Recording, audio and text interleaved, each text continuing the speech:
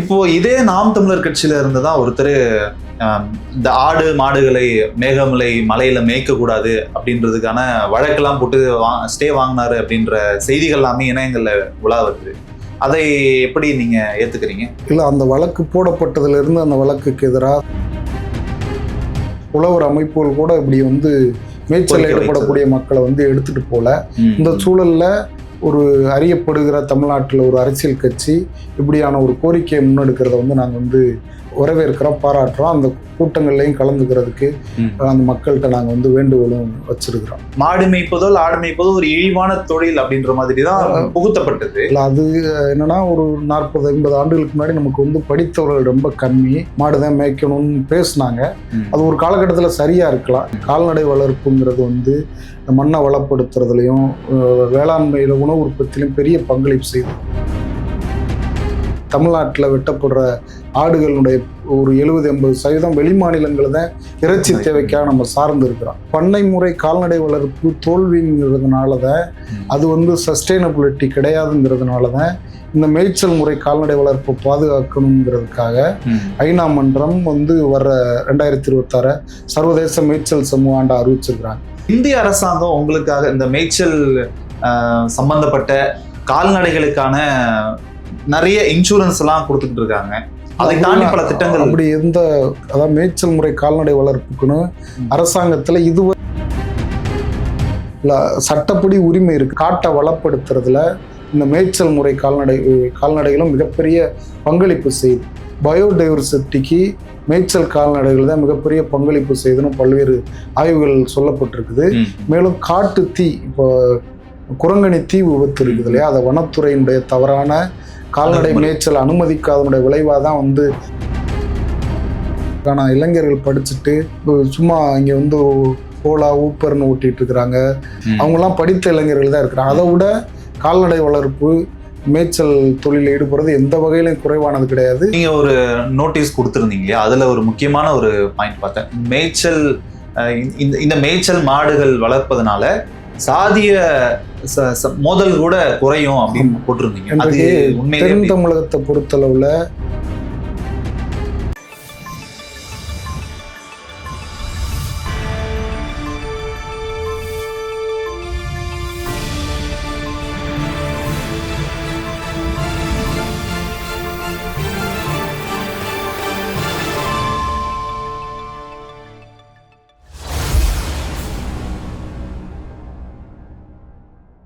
ராவணா பார்வையாளர்கள், தமிழ் உறவுகள் மற்றும் ராவணா நலம் விரும்பிகளுக்கு வணக்கம். நான் ராகவேந்திரன் பன்னீர்செல்வம்.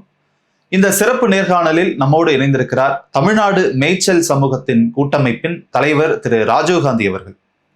நாம் தமிழர் கட்சியின் சார்பில் மதுரையில ஜூலை 10ஆம் தேதி நடைபெற இருக்கக்கூடிய ஆடு மாடுகளின் மாநாடு, அது ஒட்டிய இந்த நேர்காணல். இந்த ஆடு மாடுகளுக்கு ஏன் மாநாடு அப்படின்ற கேள்வி அனைவருக்குமே இருக்கும். அதற்கான பதில் தேடும் விதமாக இந்த நேர்காணல் அமையும் என்ற நம்பிக்கையோடு விருந்தினர் திரு ராஜீவ்காந்தி அவர்களை வரவேற்று நேர்காணல் தொடங்கும். வணக்கம். வணக்கம். தமிழ்நாடு மேய்ச்சல் சமூக கூட்டமைப்பின் தலைவராக இருக்கீங்க.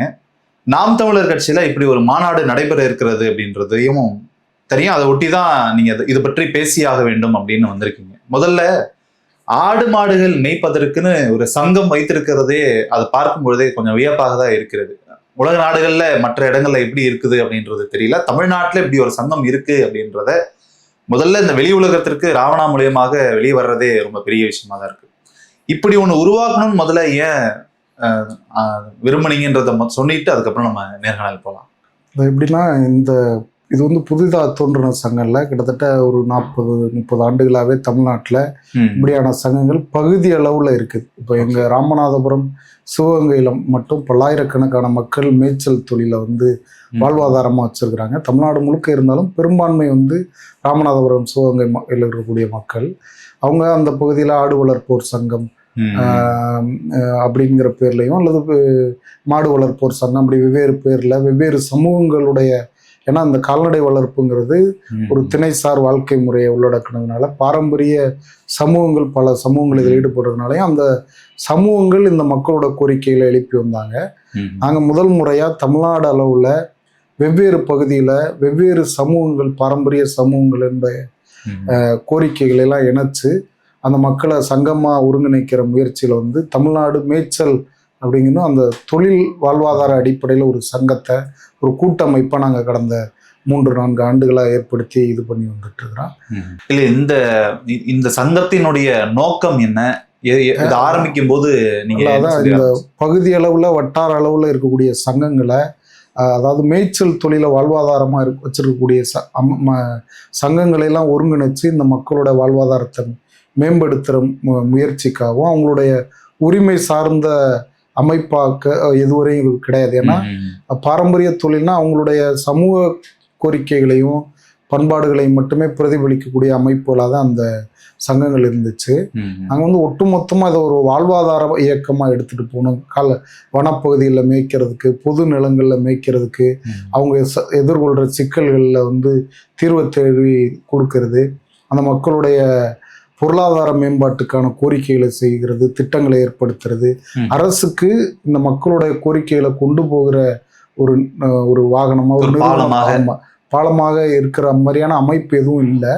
அந்த அடிப்படையில் அந்த மக்களோட உரிமைகளுக்கு போராடுறதையும் தாண்டி அந்த மக்களுடைய கோரிக்கைகளை அரசினுடைய கவனத்துக்கு கொண்டு போகிறதுக்குமான ஒரு அமைப்பாகவும் எல்லா வித ஏன்னா பல சமூகங்கள் இதில் ஈடுபடுறாங்க. தமிழ்நாட்டில் வந்து கோனார், நாயக்கர், மறவர், லிங்காயத் சமூகங்கள், ஊட்டியில் வாழக்கூடிய பழங்குடி சமூகமான தோடர்கள், இன்னும் பல மக்கள் வந்து மேய்ச்சல் தொழிலை வாழ்வாதாரமாக வச்சிருக்கிறாங்க. அவங்கள முதல் முறையாக ஒரு வாழ்வாதார கோரிக்கையின் அடிப்படையில் ஒருங்கிணைக்கிற முயற்சியை இதை நாங்கள் வந்து செஞ்சுட்டு இருக்கிறோம். இல்லை, இப்போ எல்லாருமே வந்து ஆடு மாடு மேய்க்கிறதெல்லாம் விட்டுட்டு அவங்க குடும்பத்துல அனைவரையும் படிக்க வைக்கிறதுக்கு கல்லூரிக்கு அனுப்புறது, கல்லூரி முடித்துட்டு பட்டணத்துக்கு நகரத்திற்கு வேலைக்கு அனுப்புறது, இந்த மாதிரியான சூழல் இப்பொழுது இன்றைய காலகட்டம் அப்படி இருக்கிறது. ஆனாலும் இன்னும் அந்த மேய்ச்சல் தொழிலை விடாம தொடர்ந்து வந்துகிட்டு இருக்கிறதுக்கு காரணம் வந்து ஒரு சிலர் இதை எதிர்க்கிறவர்கள் எப்படி சொல்றாங்கன்னா, குலத்தொழில அவங்க பார்த்துக்கிட்டே வராங்க.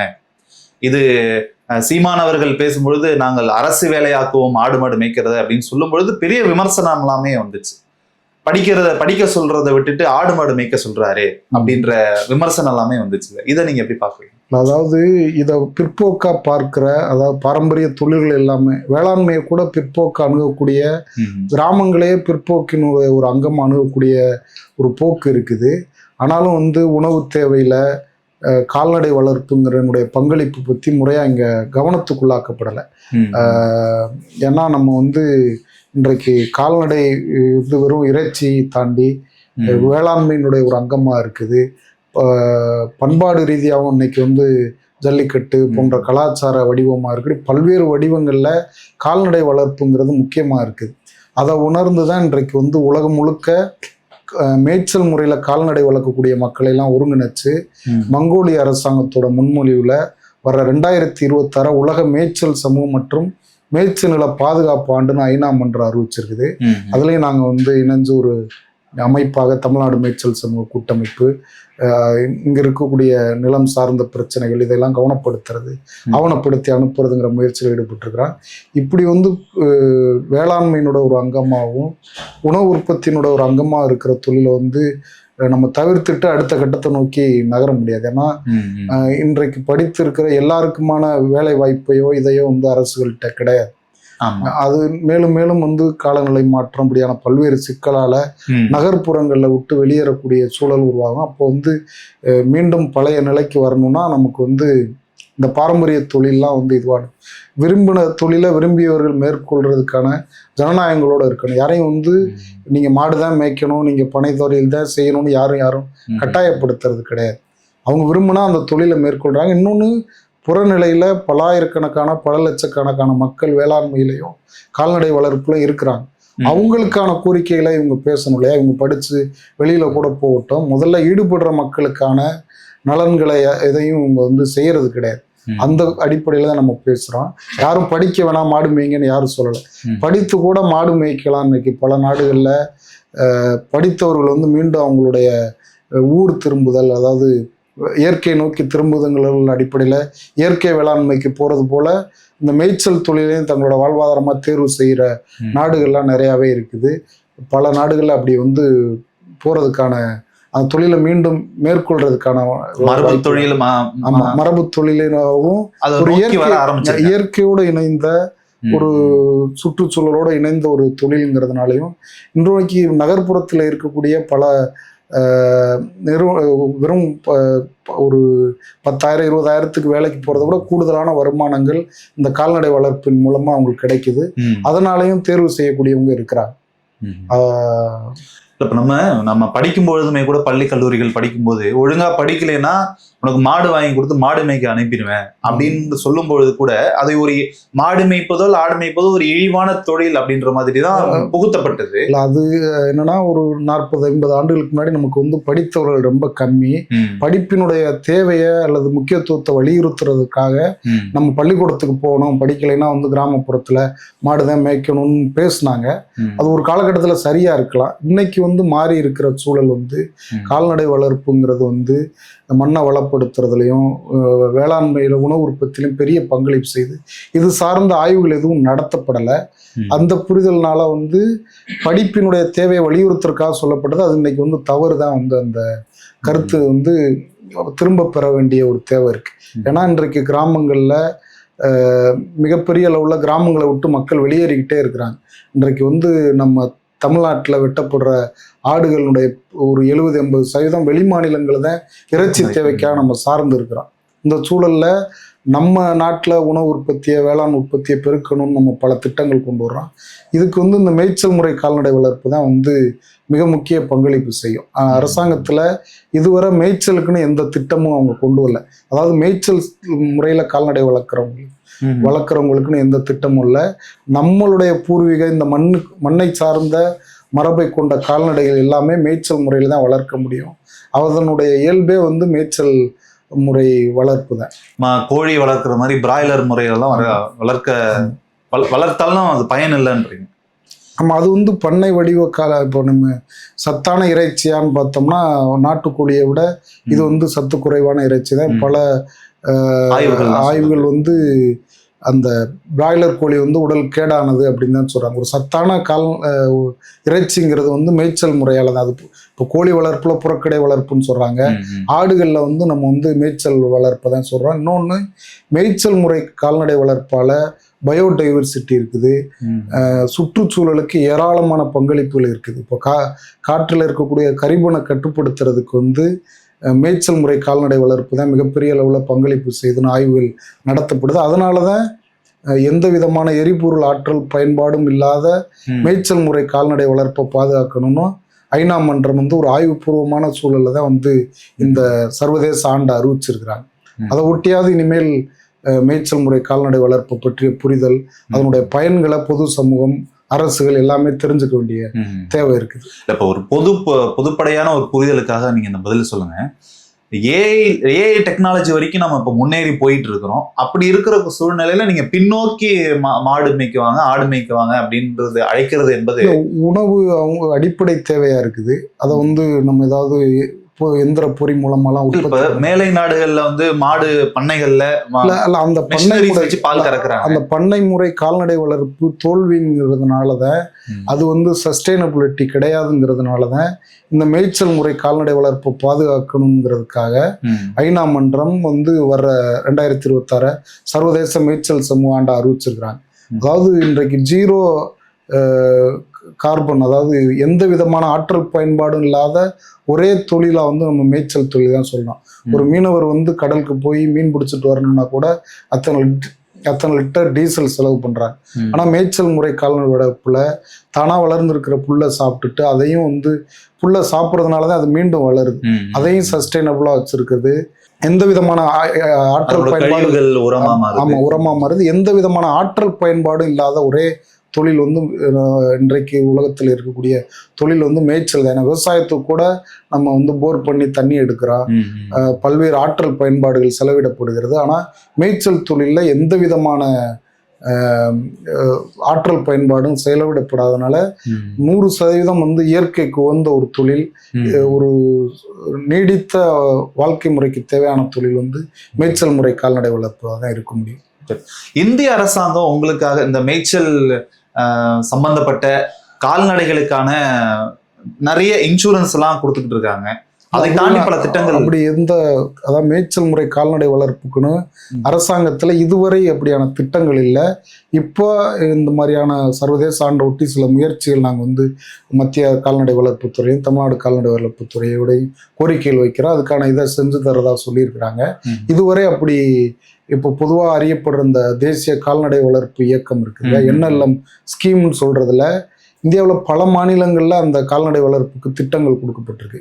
இப்போ நீங்க 50% மானியம் கொடுக்குறாங்க. ஒரு 50 லட்ச ரூபா வாங்கினீங்கன்னா 25 லட்ச ரூபா மானியம். ஆனா அதை மேய்ச்சல் முறை வளர்க்கறது கிடையாது. நீங்க அதை செட்டு போடணும், தீவனத்துக்கான இதெல்லாம் உருவாக்கி கொடுத்தாதான் கொடுப்பாங்க ஒழிய நீங்க பொது நிலங்களை சார்ந்து மேய்க்கிறவங்களுக்குன்னு அரசாங்கத்துல எந்த திட்டமும் கிடையாது. அது இப்பதான் நாங்க ஒரு நலவாரியம் இந்த மேய்ச்சல் கால்நடை வளர்ப்பு அந்த பொருளாதார மேம்பாட்டுக்கு அந்த மக்களுடைய வாழ்வாதார நலன்களுக்காக உருவாக்கணும்னு சொல்லி தமிழ்நாடு பேஸ்டரல் எக்கனாமிக் டெவலப்மெண்ட் போர்டுன்னு ஒன்று உருவாக்கணும்னு கேட்டிருக்கிறோம். அப்படியான கோரிக்கைகள் வச்சு கையெழுத்து இயக்கங்கள் நடத்துகிறோம். அரசாங்கத்தினுடைய பல துறைகளுக்கும் அது மாதிரியான கோரிக்கைகளை நாங்கள் கொண்டுட்டு போயிட்டு இருக்கோம். இப்ப நாம் தமிழர் கட்சி முன்னெடுத்திருக்கக்கூடிய இந்த ஆடு மாடுகளுக்கான மாநாடை நீங்கள் எப்படி பார்க்குறீங்க, வரவேற்கிறீங்களா? அதாவது தமிழ்நாட்டுல ஒரு அறியப்பட்ட ஒரு கட்சியாகவும் இன்றைக்கு இருக்கக்கூடிய முக்கியமான ஒரு வளர்ந்து வரக்கூடிய கட்சியாகவும் மக்களோட கோரிக்கைகளை பிரதிபலிக்கக்கூடிய ஒரு கட்சியாகவும் இருக்கிறதுனால ஒரு பெரிய பரப்புல கவனிப்பாரற்ற சம்பந்தம். ஏன்னா இத்தனை ஆண்டுகள்ல மேய்ச்சல் தொழிலில் ஈடுபடக்கூடிய மக்களை பற்றிய எந்த விதமான கோரிக்கைகளும் எழல. இங்க இருக்கக்கூடிய வேளாண் இயக்கங்கள் கூட, உழவர் அமைப்புகள் கூட இப்படி மேய்ச்சல் ஈடுபடக்கூடிய மக்களை எடுத்துட்டு போல. இந்த சூழல்ல ஒரு அறியப்படுகிற தமிழ்நாட்டில் ஒரு அரசியல் கட்சி இப்படியான ஒரு கோரிக்கையை முன்னெடுக்கிறத நாங்கள் வரவேற்கிறோம், பாராட்டுறோம். அந்த கூட்டங்கள்லையும் கலந்துக்கிறதுக்கு அந்த மக்கள்கிட்ட நாங்கள் வேண்டுகோளும் வச்சிருக்கிறோம். இப்போ இதே நாம் தமிழர் கட்சியில இருந்துதான் ஒருத்தர் இந்த ஆடு மாடுகளை மேகமலை மலையில மேய்க்க கூடாது அப்படின்றதுக்கான வழக்கெல்லாம் போட்டு ஸ்டே வாங்கினாரு அப்படின்ற செய்திகள் எல்லாமே இணையங்கள்ல உலா வருது. அதை எப்படி நீங்க ஏத்துக்கிறீங்க? இல்ல, அந்த வழக்கு போடப்பட்டதுல இருந்து அந்த வழக்குக்கு எதிராக சட்ட ரீதியாகவும் வெளியில மக்கள் திரள் போராட்டங்களோட நாங்கள் செஞ்சிருக்கிறோம். தேனி, மதுரை போன்ற பல இடங்கள்ல போராட்டங்கள் நடத்தி இருக்கிறோம். அந்த வழக்குல என்ன பிரச்சனைனா, அந்த வழக்கு போடும்போது தீரன் திருமுருகன் என்கிற அந்த நபர் நாம் தமிழர் கட்சியில கிடையாது. அவர் 2019 அந்த வழக்கு போடுறாரு. 2022 அந்த வழக்கு வருது. அந்த வழக்கு தீர்ப்பு வந்த அன்னைக்கே நான் அண்ணன் சீமான் அவர்கள்ட கேட்டுக்கிட்டா உடனே ஒரு அறிக்கை கொடுங்க அப்படின்னு சொல்லி அண்ணன் விரிவா அந்த பிரச்சனைகள்லாம் விளக்கி இது ஒரு சதி, நம்முடைய நாட்டு கால்நடைகளை அழிக்கவும் தற்சார்பு வேளாண்மை அழிக்கவும் நடத்தப்படுற சதிங்கிற இதுல உடனடியாக அறிக்கை விட்டார். அந்த வழக்கு என்னன்னா, நம்முடைய தற்சார்பை அழிக்க வேண்டும் என்கிற நோக்கத்திலையும் நாட்டின கால்நடைகள் அழிக்க வேண்டும்ங்கிற நோக்கில எப்படி ஜல்லிக்கட்டுக்கு ஒரு தடை இருந்துச்சோ அது போல நாட்டு கால்நடை வளர்ப்பை குறைக்கணுங்கிறதுக்கு ஒரு நீண்ட காலமா ஒரு இது இருக்குது. இன்னொன்று, வனத்துறையினுடைய அணுகுமுறை என்னவா இருக்குதுன்னா, கடந்த 40-50 ஆண்டுகளாகவே கால்நடை மேய்ச்சல் பட்டி மாடுகள் வளர்ப்பதை கொஞ்சம் கொஞ்சமா குறைச்சிட்டு வர்றாங்க. கிட்டத்தட்ட 2002க்கு அப்புறம் மலைப்பகுதிகளுக்குள்ள மேய்க்கிறத முழுக்க தடுத்து இருக்கிறாங்க. கொஞ்சம் கொஞ்சமா தடுக்கப்பட்டதை அதுக்கு எதிராக சட்ட ரீதியான முயற்சியும் செய்யப்பட்டிருக்குது.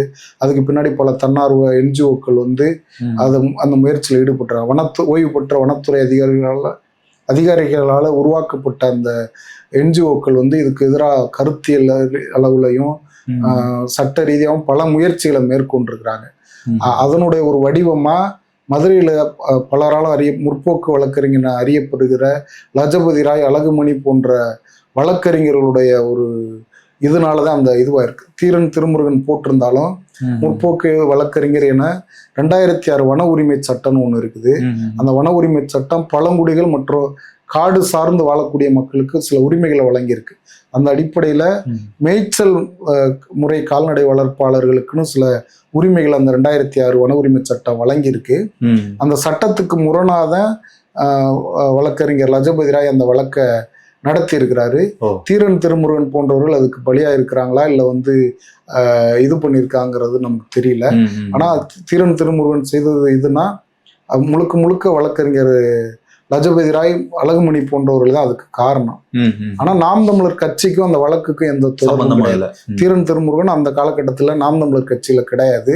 அவர் தன்னோட கருத்தை மாத்தி இதுக்கு வருத்தம் தெரிவிக்கும் நான் கேட்டுக்கிறேன். ஏன்னா அன்றைக்கு அவர் அப்படி இருந்தாலும் இன்றைக்கு இதையெல்லாம் வரவேற்கக்கூடிய இந்த தொழிலெல்லாம் பாதுகாக்க வேண்டிய வலியுறுத்துகிற ஒரு இயக்கத்துல இருக்கிறங்கிற அடிப்படையில தீரன் திருமுருகன் வந்து இந்த வழக்கு போட்டதுக்கு வருத்தம் தெரிவிக்கணும். அதற்குண்டான முயற்சிகள் மேற்கொள்றதுக்கான வேலைகளை செய்யணும்னு நான் கேட்டுக்கிறேன்.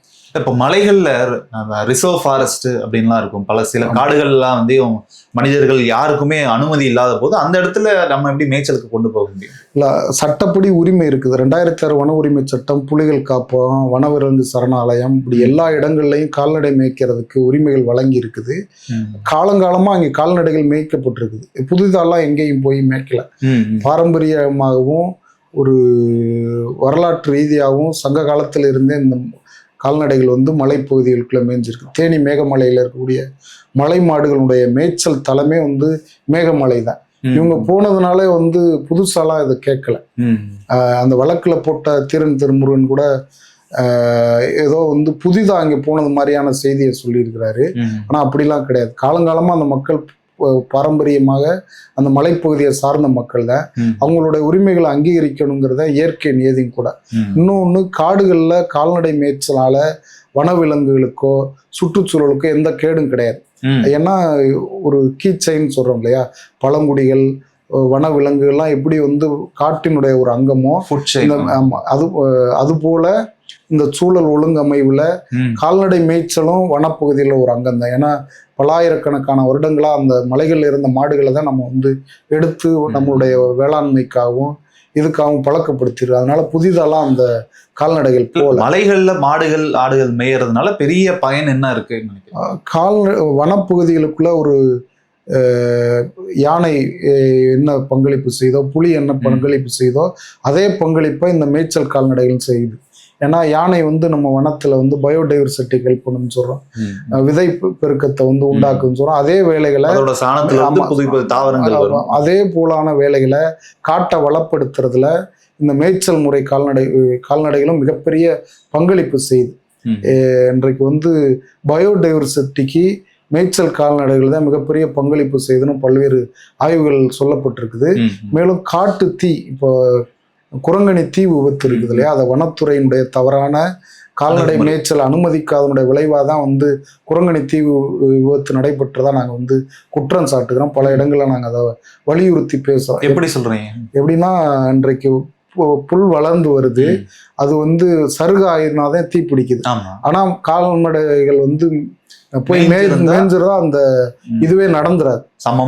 பல நாடுகள்ல காட்டு தீயை கட்டுப்படுத்துறதுக்கு கால்நடை மேய்ச்சலை ஒரு உத்தியா பயன்படுத்துறாங்க. பணம் கொடுத்து பல நாடுகள்ல ஹேர்டர்ஸ்ட, அதாவது கால்நடை வளர்க்குறவங்ககிட்ட இருந்து கால்நடைகளை வாங்கிட்டு போய் வனப்பகுதியில மேய்க்கக்கூடிய ஒரு நாடுகள்லாம் இருக்குது. காட்டுத்தீயை ஏன்னா இது உலகளாவிய அச்சுறுத்தல். வனப்பகுதியில காட்டுத்தீ பரவுங்கிறது ஒரு உலகளாவிய அச்சுறுத்தலா இருக்கு. காட்டுத்தீயை கட்டுப்படுத்துறதுல கால்நடை மேய்ச்சலை ஒரு உத்தியா பல நாடுகள் பயன்படுத்துது. இங்க இருக்கிற வனத்துறை தான் வனப்பகுதியில விட்டு பழங்குடிகளையும் இந்த போன்ற மக்களையும் அப்புறப்படுத்தணுங்கிற ஒரு சதியின் அடிப்படையில கால்நடை மேய்ச்சலுக்கு எதிரான கருத்தியலை வளர்த்தெடுத்து. இது இப்பொழுதுதான் தொடங்கியதா இல்ல ஆங்கிலேயர் காலத்துல இருந்தே அப்படிதான் இருக்கு? இல்ல, ஆங்கிலேயர் வனச்சட்டங்கள் இதுலயும் கால்நடை மேய்ச்சலை தடுக்கல. வனத்துறையினுடைய தவறான நடவடிக்கைனா வனத்துறை நடத்தக்கூடிய பல கேடான விஷயங்களுக்கு இந்த மக்கள் எதிராக இருக்கிறாங்களுக்காக தான் அவங்கள அனுமதிக்கிறது. சட்டம் அனைத்தையும் அனுமதிக்குது. ஆமா, ஆனா அதிகாரிகள் கால்நடை மேய்ச்சலை தடுக்கிறது மாதிரியான எந்த அம்சங்களும் கிடையாது. வன உயிர்களுக்கு தொந்தரவு இருக்கக்கூடாதுன்னு சொல்றாங்களே ஒழிய வன உயிரினங்களுக்கு இவங்கனால எந்த தொந்தரவும் கிடையாது. இவங்களும் காடுகள் சார்ந்த பழங்குடிகள் போல பல்லாயிரக்கணக்கான வருடங்களா காடுகள்ல தான் அவங்க மேய்ச்சிட்டு இருக்கிறாங்க. அதனால புதிதா இது ஒன்றும் யாரும் போய் இது பண்ணல. எந்த வன உயிரினங்களுக்கும் இவங்கனால எந்த கேடும் கிடையாது. வன வளங்களை அணுகிறதுல எப்படி பழங்குடிகளுக்கு உரிமைகள் இருக்குதோ அது போல இவங்களுக்கு இருக்குது. அது எப்படி விலங்குகளுக்கு இருக்குதோ அது போல இந்த மேய்ச்சல் கால்நடைகளுக்கு, ஒரு புலிக்கு மானுக்கு வன வளங்களை அணுகிறதுல என்ன இயற்கை உரிமைகள் இருக்குதோ அது போலதான் மேய்ச்சல் கால்நடைகளுக்கும் அந்த உரிமைகள் இருக்குது. இப்போ நீங்கள் ஒரு நோட்டீஸ் கொடுத்துருந்தீங்க இல்லையா, அதில் ஒரு முக்கியமான ஒரு பாயிண்ட் பார்த்தேன். மேய்ச்சல் இந்த மேய்ச்சல் மாடுகள் வளர்ப்பதனால சாதிய மோதல் கூட குறையும் அப்படின்னு போட்டிருந்தீங்க. அது தென் தமிழகத்தை பொறுத்தளவுல மிகப்பெரிய அளவுல எந்த விதமான வளர்ச்சி திட்டங்களும் கிடையாது. கிராம பொருளாதாரம் அடியோட வீழ்ந்திருக்குது. அதுல கால்நடை வளர்ப்பு அதிக மக்கள் மேற்கொள்ளும் போது, ஏன்னா நமக்கு அப்படியான கால்நடை தேவை அதிகரிச்சுக்கிட்டே இருக்கு. நான் சொன்னேன், பெரும்பகுதியான இறைச்சி தேவைங்கிறத நம்ம வெளி மாநிலங்கள்ல சார்ந்து இருக்கிறோம். ஏன்னா சென்னை போன்ற பெருநகரங்களுக்கு பல்லாயிரக்கணக்கான ரயில்கள்ல வந்து டன் கணக்குல வந்துகிட்டே ஆமா இறங்கிக்கிட்டே இருக்குது, வெளி மாநிலங்கள்ல இருந்து வருது. நம்ம தென் மாநிலங்கள்ல பாத்தீங்கன்னா நிறுவனங்களுக்கு சிப்காடு போன்ற இயற்கைக்கு எதிரான, சுற்றுச்சூழலுக்கு எதிரான நிறுவனங்களுக்கு நிலங்களை ஒதுக்கிக்கிட்டே இருக்கிறாங்க. மேய்ச்சல் முறை கால்நடை வளர்ப்புக்கு அப்படியான திட்டங்களை கொடுத்து நிலங்களை கொடுத்தா அந்த மக்கள் இன்னும் கூடுதலான வாழ்வாதாரம் மேம்படும். நீங்க வந்து விவசாயம் அதிகரிச்சதுக்கு அப்புறம் வைகை பரப்புல வந்து களவு தொழில் குறைஞ்சதெல்லாம் வந்து செய்திகள் இருக்கு. அது போல மேய்ச்சல் தொழிலும் அதிகரிச்சுச்சுன்னா அந்த பகுதியில் நடத்தக்கூடிய முரண்பாடுகள், அவங்க தொழில் இருந்தா வேலைக்கு போயிடுவாங்கல்ல, வந்து எதுக்கு சண்டை போட்டுட்டு இருக்கிற போறேன், அது மாதிரியான வளர்ச்சி திட்டங்கள் எதுவும் இல்லாததுனாலதான் மோதல் வருது. அதை சுற்றுச்சூழலுக்கு ஏந்த ஒரு வளர்ச்சியா இருந்துச்சுன்னா வந்து இததான் எதிர்க்கிறவர்கள் என்ன கேட்கறாங்கன்னா, படிக்க பள்ளிக்கூடத்துக்கோ காலேஜுக்கோ இவ்வளவு பேருக்கு அவன் அரசாங்கம் வேலை கொடுக்கட்டும். இத்தனை ஆயிரக்கணக்கான இளைஞர்கள் படிச்சுட்டு சும்மா இங்க வந்து ஓலா ஊப்பர்னு ஓட்டிட்டு இருக்கிறாங்க,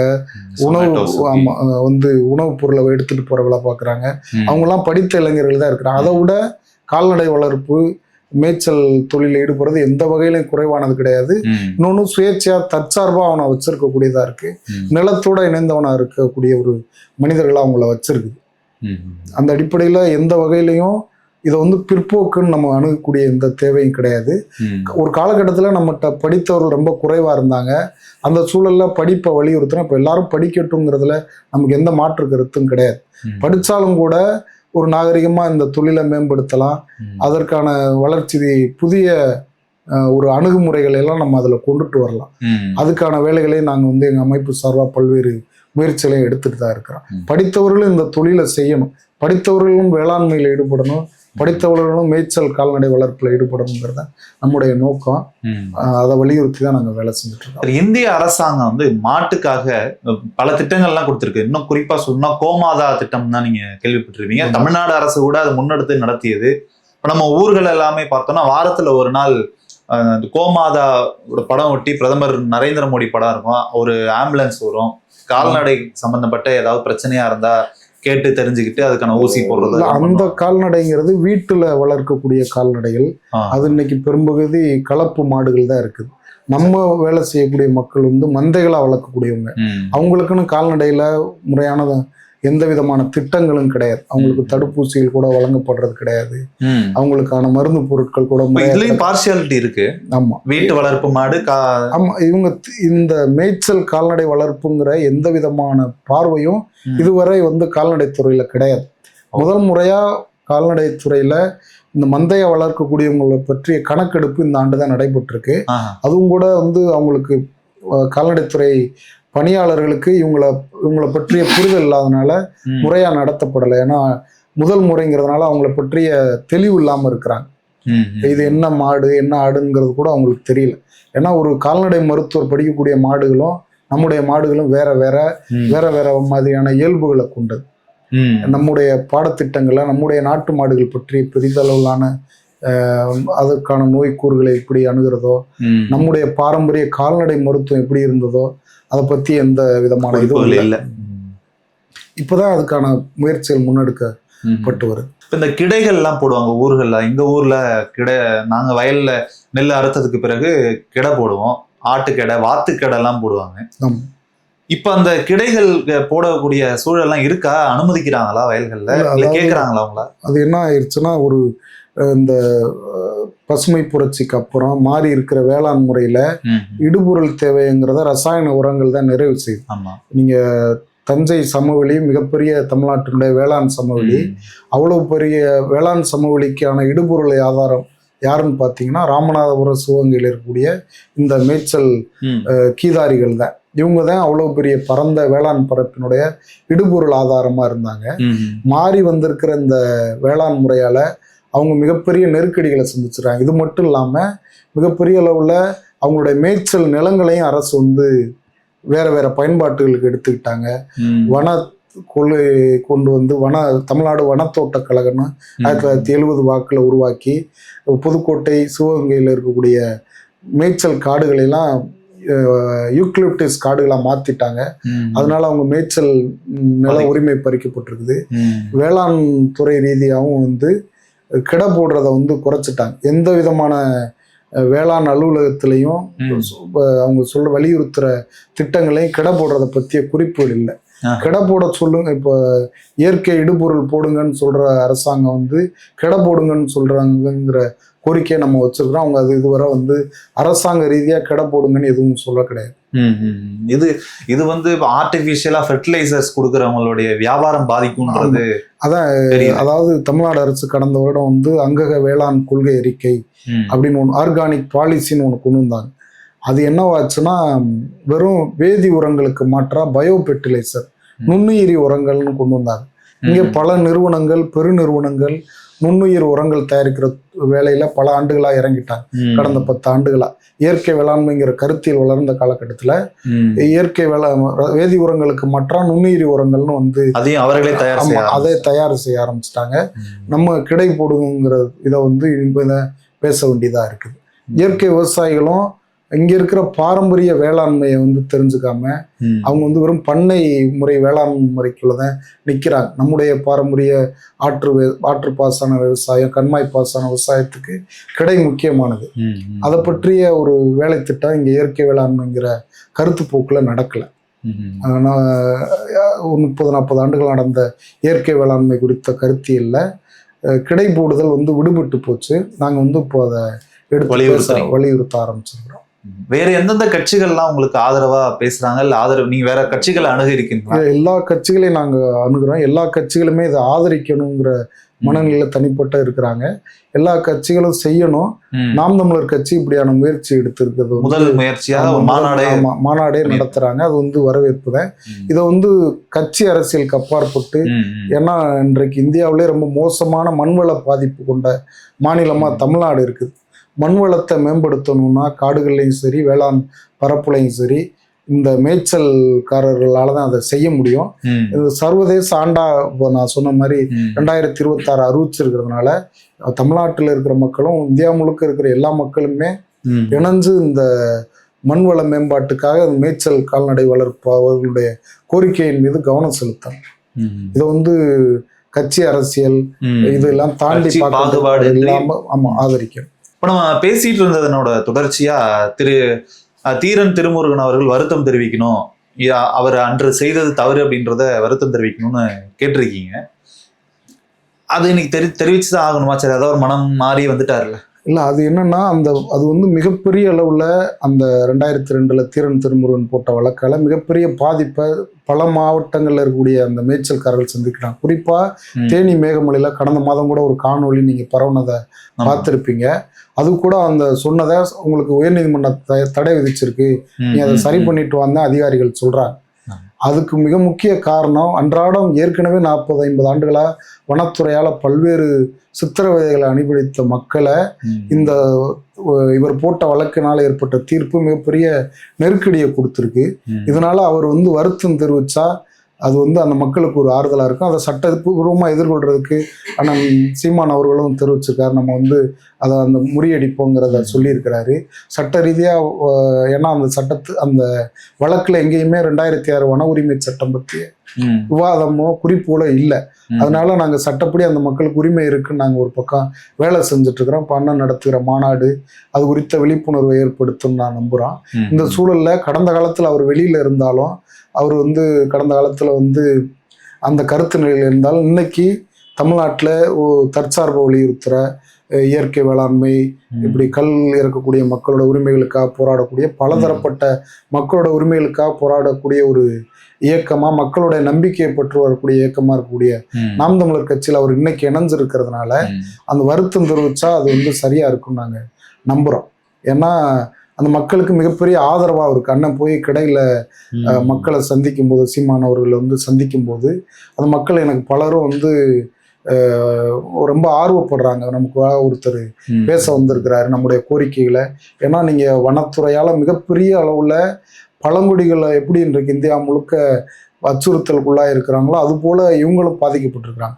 இவங்களுடைய உடைமைகள் பாதிக்கப்பட்டிருக்கு. பல லட்சக்கணக்கான ரூபாய் சட்ட விரோதமா இவங்கள்ட்ட வசூலிக்கப்பட்டிருக்கு. அதுக்கெல்லாம் வாய்ப்பு அமைத்து கொடுக்கறதா அவர் போட்ட அந்த வழக்கு அமைந்தது. அது வந்து எந்த வகையிலும் இயற்கை நீதியின்படியும் ஒரு அறம் சார்ந்த அளவுல அந்த வழக்குல எந்த நியாயங்களும் இல்லை. ஆனா இவருக்கு பின்னாடி அதுக்கு பின்னாடி அந்த வழக்குக்கு பின்னாடியும் இவர் தெரிந்தோ தெரியாமலோ அதுக்கு பின்னாடி நடந்த சதியின் அடிப்படையில் தான் அந்த வழக்கு வந்திருக்குது. அதை நம்ம வந்து ஒரு தனிநபராலும் குறிக்கி பார்க்க வேண்டியதில்லைன்னு நான் நம்புறேன். அவர் வருத்தம் தெரிவிச்சா அந்த மக்கள் அவங்களுக்கு ஒரு ஆறுதலா இருக்கும்.